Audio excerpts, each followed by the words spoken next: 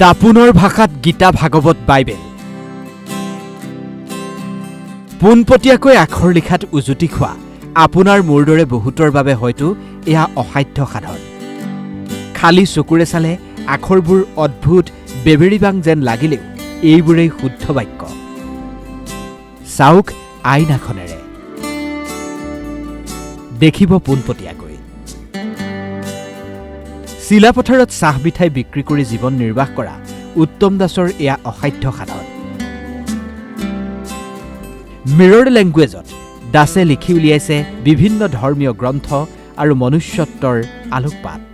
তাতে মোৰ দাপোনৰ ভাষাত লিখা বাংলা ভাষাত লিখা কিতাপখন মোৰ উন্মোচন হৈছিলে আৰু সেইখন দেশ বিদেশৰ বহুতো বুদ্ধিজীৱীয়ে এই কিতাপখন প্ৰত্যক্ষ কৰিছিলে আৰু তেওঁলোকে খুব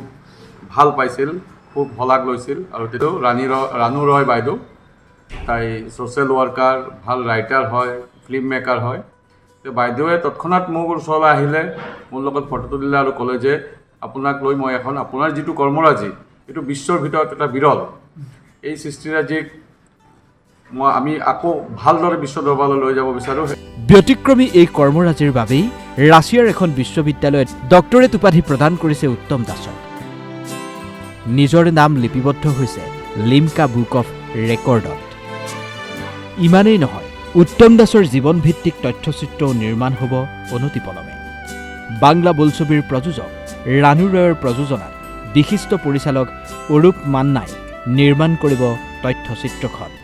ডক্টৰ উত্তম দাসে মাধৱদেৱৰ নাম ঘোষাক মিৰৰ ইমেজত প্ৰতিবিম্বিত কৰি আমাৰ জাতিটোলৈ এক জাউতি যুগীয়া বৰঙণি আগবঢ়াইছে তেখেতক মই পুনৰবাৰ ধন্যবাদ আৰু কৃতজ্ঞতা জনাইছো এয়াই উত্তম দাসৰ উত্তম স্বীকৃতি ব্যুৰো ৰিপৰ্ট DY365